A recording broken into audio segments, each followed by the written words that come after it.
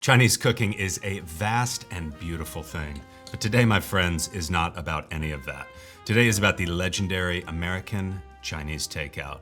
I'm gonna be making my version of General Tso's chicken, which not only has a simple and delicious sauce, but also a special breading technique that will not disappoint. Chilled sesame noodles, which since I was a kid have always been one of my favorite things to order from takeout. And a simple beef and broccoli stir fry with some powerful flavors. First up is General Tso's chicken.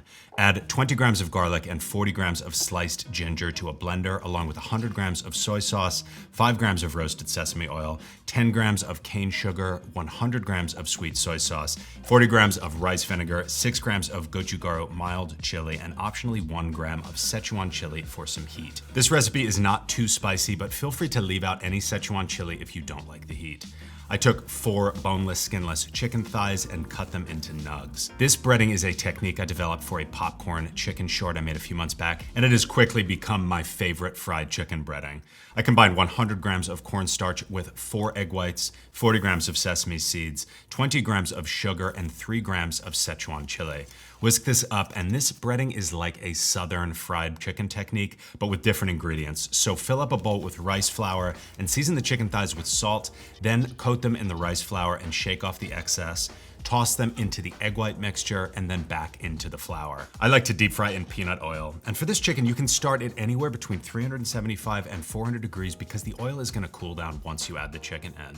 I'm not a big glove user at home, but dropping stuff into the deep fryer is a great time to throw one on. I fried these for a solid 5 or 6 minutes because rice flour takes a little extra time to get brown, and these chicken thighs just get more and more tender the longer you cook them.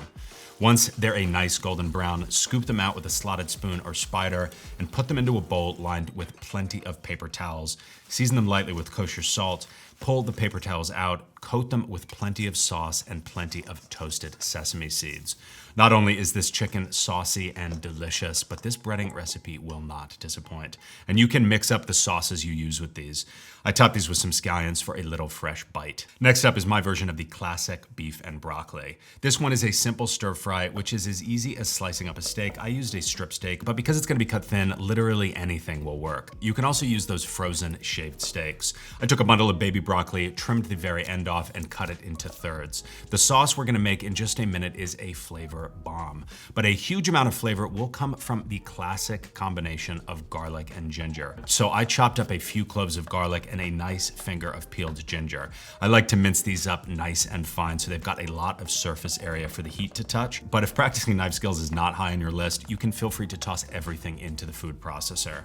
One of my favorite things to have in the fridge is a stir fry sauce. So I combined 250 grams of soy sauce with 200 grams of sweet soy, 15 grams of sesame oil, 50 grams of mirin, which I usually have in my pantry, but there are also some delicious Chinese cooking wines that I would encourage you to check out. And 50 grams of Chinese black vinegar, which tastes like sweet and sour candy to me. I got my wok nice and hot, added some grapeseed oil and the sliced beef along with a little bit of kosher salt, and stir fried it until the beef was starting to get brown.